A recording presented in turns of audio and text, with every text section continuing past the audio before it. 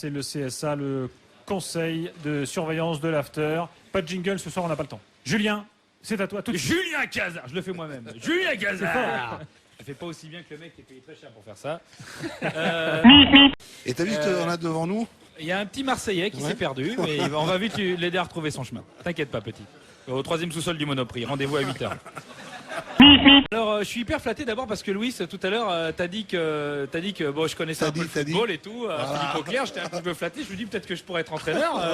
Non, mais c'est vrai, j'ai pas encore commencé. J'ai le même palmarès que Raymond Domenech en fin de carrière. Franchement, j'ai mes chances, quoi. Franchement, franchement, ça vaut le coup. Ouais. Alors, Louis, tu m'inquiètes un peu parce que tout à l'heure, bon, vous êtes revenu dessus, t'as dit Suarez au lieu de Sanchez. Ouais. Sanchez au lieu de Suarez. Donc on dit Sanchez, ça devait être un attaquant des années 80 à l'époque de Francescoli, tout ça. Et déjà. Hugo Sanchez. Ah oui, non, c'est le Mexique, ça. Ah oui, parce que là, toi, t'es même plus dans les bons pays, toi. On est perdu là. Bon, non, parce que déjà, t'avais mal commencé. T'avais commencé par cette phrase et ça continue encore et encore. C'est que le début d'accord. Donc ça, c'est Francis Cabrel. Ouais. C'est 1982. Donc les mecs, vous savez ce qu'on va faire? On va faire comme si de rien n'était. Elle marche bien ta 205 GTI? Non, parce que t'écoutes quoi, Boulevard des Hits avec Corinne Charby en ce moment ou Tu sais que moi j'ai fini mon Rubik's Cube et Sacha Zavarov il a enfin signé à la S Nancy-Lorraine. Non mais je te le dis parce que au cas où, ah oui, au fait t'as un pronostic pour France RDA? Et Boniek. France RDA, tu dis qui? Non parce que moi je te parie à Canada Dry au Burger King que c'est la RDA qui gagne. Non les mecs on fait comme si Alors je voudrais revenir aussi sur ce que t'as dit. Ah oui, au début t'as dit. Encore moi? Oui, tu m'excuses. C'est des spécialistes. T'as commencé, t'as dit aujourd'hui au QG Adidas à guichet fermé. Je te rassure, il n'y a pas de guichet, c'est gratos. Hein. Personne paye. Hein. Si tu comptais te faire 10% sur la caisse, c'est mort, Louis. Hein. Donc ça, c'est dommage, mais bon. Jamais. On rigole, mais il y a quelque chose d'assez sérieux. Ces derniers temps, j'ai fait beaucoup de blagues sur Jérôme Rotten. Et je suis allé un peu loin. Et j'ai son fan club qui m'a adressé des menaces de mort. Non. Le fan club de Jérôme bon Rotten.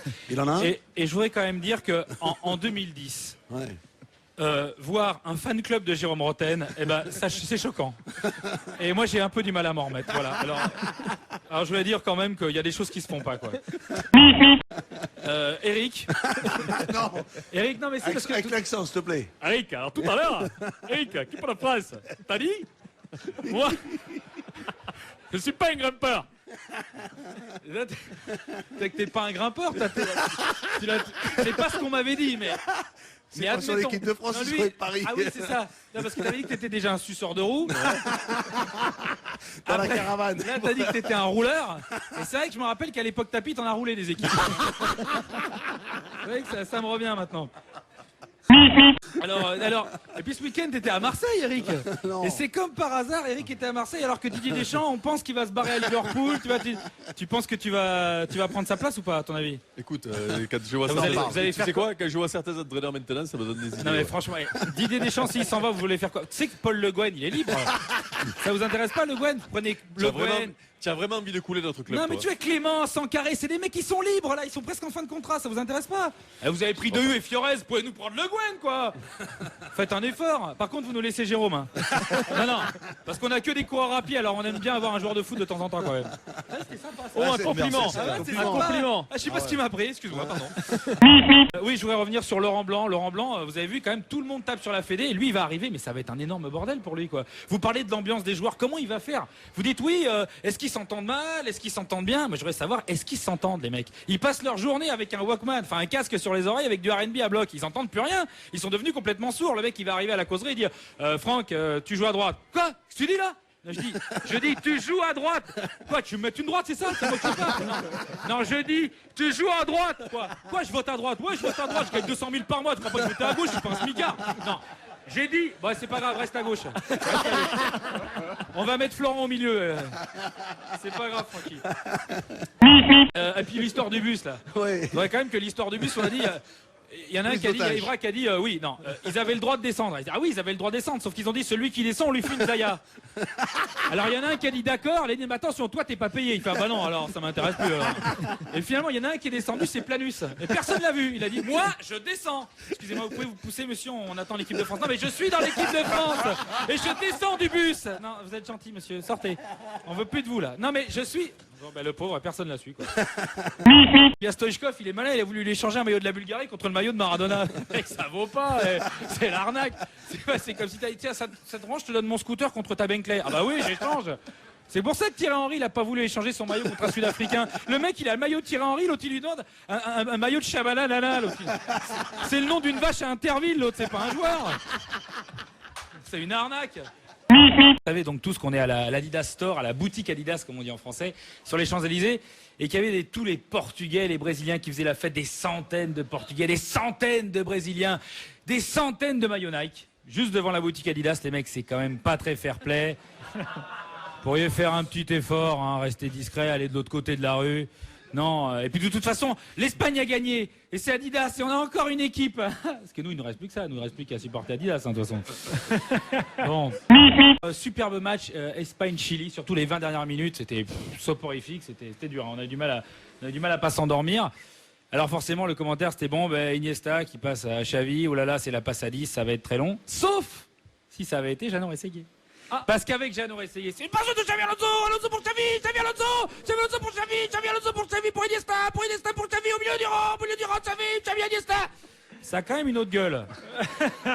Ça peut être long pendant 20 minutes, mais là, si tu t'endors, mon pote, c'est que t'as vraiment un problème. Précisons que c'est sur RMC, là, Jeannot Rességuier. Jeannot Rességuier, oui. Tu sais que les gens qui écoutent RMC en général sont des auditeurs d'RMC. Oui, mais il y a aussi des gens qui t'écoutent sur MSN et sur BFM TV. C'est pareil. Ils sont tous branchés sur RMC, BFM TV, MSN. C'est les mêmes. Ça tourne en rond. C'est les mêmes tout le temps. C'est toujours les mêmes. Il n'y a pas de nouveaux mecs. Donc ils connaissent. Alors on a vu que... On a dit que le Ghana, ils auraient signé tout de suite pour la victoire. Il n'y a qu'à Marseille qu'on signe avant. Hein. Normalement, dans les autres pays, on joue le match. Non, mais je te le dis, t'as pas l'habitude parce que tu viens d'arriver. Et puis en plus, t'as dit un truc pas très sympa sur De Sailly, sur son côté mercantile, tout ça. Sache que De Sailly, tu l'appelles, pour 2000 €, il vient gratis. Donc ça, c'est important. Je le connais bien, donc voilà. Vous avez vu ce soir, il y avait 2 joueurs du Stade Rennais sur le terrain. En 8e de finale de Coupe du Monde, Bocanegra, Gian Asamoah, Pierre Drey aussi, Antonetti, ils en pouvaient plus, ils étaient comme ça en sueur, là, c'est pas possible, qu'est-ce qui nous arrive et tout. Et puis ils avaient pas vécu ça depuis les Frères de la Montagne, tu vois. Enfin, c'est Jérôme Thomas qui est Rennais là-bas, qui nous regarde, si tu nous regardes. Bon. Bah, donc c'était une grande émotion pour eux. Donc le Ghana, et alors le Ghana, il s'est passé un truc extraordinaire, vous avez dit, ils ont vraiment un problème très grave, il va leur manquer André Ayew. Le joueur d'Arles-Avignon. Tu t'imagines qu'un jour, on t'avait dit, ouais, dans un quart de finale de Coupe du Monde, il va manquer un joueur, c'est André Ayew qui joue à Arles-Avignon. Ouais, je vois déjà la première page de l'équipe. André Ayew ne sera pas en quart de finale. Donc ça fait vraiment peur, quoi, tu vois. Si le club avait été francilien, tu aurais fait la même remarque ou Non, mais non, bien sûr que non. Arles-Avignon, voilà. Tu m'excuseras. Il y a quoi? Il y a 50 habitants, 12 qui jouent au foot, dont un qui vient pas exprès. Bon, bref. Et un Mistral a décorné les bleus souvent. Non, excuse-moi, quoi. Et puis moi, j'ai été déçu par les Américains. Les Américains, ils sont trop sympas. Moi, c'est pas les Américains que j'aime. Les Américains, pour moi, il est arrogant. Il arrive, il dit tu te pousses, qui t'es, c'est moi le plus fort. Et là, ils arrivent, ils se couchent devant le Ghana. C'est minable. Et pourtant, ils étaient à bloc, les Américains, dans leur pays. Ils étaient à fond. Et pourquoi ils étaient à fond? Parce qu'ils ont tapé l'Algérie, franchement. Enfin, ils n'avaient pas battu les Arabes à la dernière minute depuis 24 heures chrono, quoi. Tu vois, c'était extraordinaire. Pour eux, il n'y avait que Jack Bauer qui pouvait faire ça, quoi. Tu vois, une bonne branlée, des Sarrasins. Et là, ils allaient se faire le Ghana, puis paf, terminé. Comment on les embrasse quand même.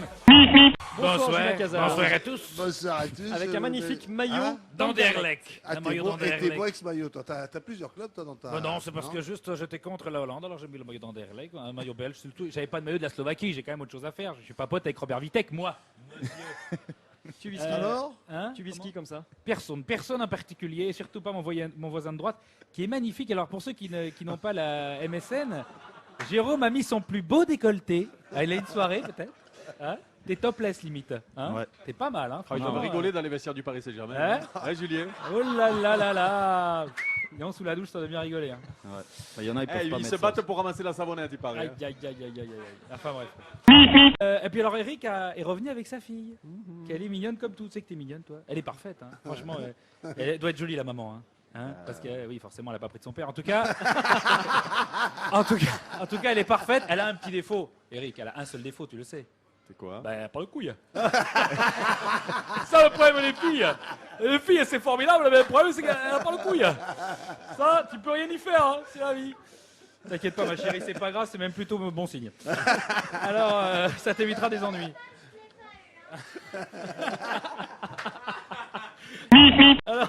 Attends, là, vous parliez de la vidéo, l'arbitrage. Alors, Joachim nous disait, ouais, l'arbitre aujourd'hui, il n'a pas le ralenti. J'ai dit, attention, il n'a pas le ralenti, ça dépend qui l'arbitre. Parce qu'au Parc des Princes, quand t'as Makelele et Roten, t'as le ralenti en live. T'as pas besoin de la vidéo, il est déjà là. C'est juste qu'il faut choisir ses matchs. C'est pas, il va pas révolutionner le football. Alors il y a quelque chose dont vous n'avez pas beaucoup parlé, c'est la conférence de presse de Florent Malouda. C'était quand même un sacré événement parce qu'ils y vont tous là, ils font chacun la leur. Et Florent Malouda, alors ce qui est bien avec Florent Malouda, c'est que, je ne sais pas si vous vous rappelez, quand Johan Cruyff il parlait football, ben après un discours de Johan Cruyff, on se sentait moins idiot. On avait l'impression d'avoir appris des trucs. Et ben après un discours de Florent Malouda, ben on se sent moins idiot que lui. On se sent vachement moins idiot. C'est-à-dire que on a l'impression que nous ça va finalement. Et Florent Malouda, il est venu, il a convoqué la presse pour dire on n'est pas sorti par la grande porte, on est sorti par la petite porte. Bon, je vois pas ce que. Bon, pour Diaby, éventuellement, c'est embêtant, je vous dirais, mais Valbuena, lui, ça le dérangeait pas, lui, une chatière, il passe. Même les bras levés sur la pointe des pieds, hein, donc je vois pas qui ça dérangeait. Alors donc les conférences de presse. Bon, attendez. C'est pas fini, ils vont peut-être tous y passer. Hein. S'il y a Ribéry, les mecs, on est mal. Hein. Encore que Ribéry, ça va, il parle pas notre langue, donc ça va. Quelque part, il a un dialecte, ça passe toujours mieux. On se dit, bon, il doit dire un truc intéressant, tu vois, bon, c'est beaucoup moins grave. Il y a eu un truc quand même assez incroyable, c'est que Louis, tu nous parles du fameux quatuor en Kuyt, Robben, Van Persie. Ouais. Alors, si tu veux... non, parce que, alors, Jérôme Sillon a eu le malheur de dire, et Snyder, non, Snyder, il est pas dedans. C'est Kuyt, Robben, Van Persie. Alors déjà que les mecs déjà, ils sont balèzes. Mais un quatuor à 3 C'est comme le toi, tu te laves les oreilles un peu de temps en temps quand tu écoutes, quand tu nous écoutes là.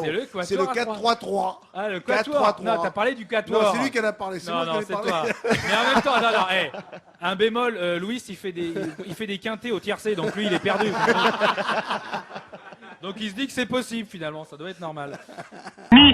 Et puis le pauvre Jean-Pierre Escalette, alors on dit ouais, il était parfait, alors il a développé le football amateur, il a structuré le football amateur, il a rendu l'équipe de France football amateur, il a mis un sélectionneur amateur, il a mis que des trucs amateurs.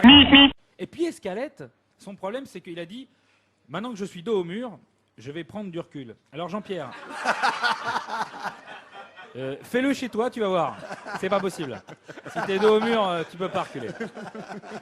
Donc, c'est pour ça, Eric t'a dit il faut lui faire une statue à Escalette. T'inquiète pas, il est en cire, dans 2 semaines, il est déjà sec. Il n'y a pas besoin, tu peux le mettre au musée Grévin direct. Hein. Bon, le pauvre. Alors, président de la FFF, moi j'avais une idée dont vous a parlé Eric, c'est Bernard Tapie. Ouais. Mais t'imagines Bernard Tapie, président. Ça, ouais, attends, mais dans le conseil, t'as Jean-Jacques Edly, Éric Dimeco, Jean-Pierre Bernès, Dédé la Sardine, Jackie Frondacier, Pépère la main froide, Coco mangeur d'hommes. Je peux te dire qu'avec eux, attends le gars, ils perdent 2 matchs d'affilée, c'est les pieds dans le ciment et un stage de plongée dans le Vieux-Port. Moi je te le dis quoi. Non mais là je peux dire ça rigole vraiment quoi. Dédé la Sardine, il est bon lui. Bon alors, puis Jérôme Rotten sur les paris RMC, il a été parfait. Hein. Vous avez vu, il y a eu les paris RMC. Jérôme, il a dit, moi contre l'Espagne, qui est juste championne d'Europe, qui est la meilleure équipe, je vois plutôt le Portugal gagner. Non mais attends, t'as une maison dans le Val-de-Marne, t'as peur qu'ils viennent te la casser? Non mais t'inquiète pas, les Portugais, ils les construisent les maisons. Faut pas confondre. Hein. Donc t'as vraiment rien à craindre. Merci Julien. Attendez, encore. Allez, juste une dernière. Une dernière chose. Je voudrais dire que moi j'ai une idée de président. Moi je pense à Luis Fernandez parce que Luis Fernandez tout à l'heure il m'a dit moi j'ai un grand projet pour la Fédé. Ça serait un grand stade à Saint-Denis et on aurait la Coupe du Monde en 98. Vous verrez, c'est loin, mais on l'aura cette Coupe du Monde. Merci Julien Cazard. Eh bien écoute, déjà je voudrais revenir sur 2 choses très importantes.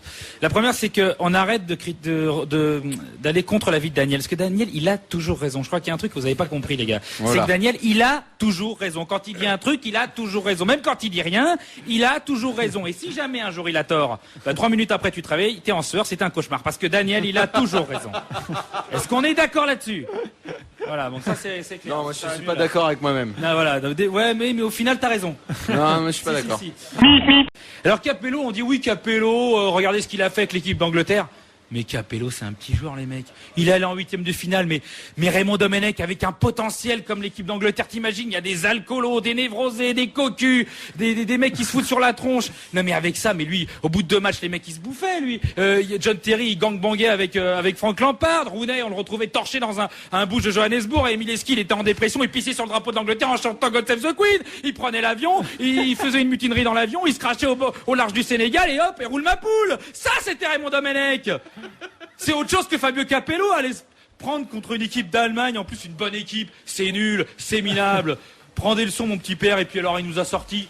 Je finis, pour conclure, petit père, parce que je fais encore ce que je veux, je suis chez moi et j'ai gagné, je suis l'Argentine. L'Angleterre, il a dit, c'est tout dans l'hyperbole. Excuse-moi, ça c'est l'équipe de France, parce qu'on a eu de l'hyperbole de passer la première fois, l'hyperbole d'aller en finale sans sélectionnaire, on a eu de l'hyperbole de se qualifier avec Thierry Henry, on a eu de l'hyperbole d'aller en Coupe du Monde. Bon, par contre, on a eu moins de bol sur le dernier match, mais sinon, on a quand même de l'hyperbole. Et tu dois être copain avec Jérôme Bretagne, non? Parce que Jérôme, c'est pas toi qui nous a misé sur le Japon? Non, non, hier, je suis le seul à avoir donné le Paraguay. T'as donné le Paraguay? Eh ouais. Oh, mais attends, mais Jérôme, mais t'es super fort en Paris. Putain, mais c'est énorme. Mais moi, j'étais sûr que t'étais nul. Attends, tu prévois quoi pour la finale, Jérôme? Qui va gagner? De la finale, la Coupe du Monde? Ouais, qui va gagner? Oui, la Coupe du Monde. L'Argentine, ok. Donc, ne pas miser sur l'Argentine. Ok, donc ça, c'est bon.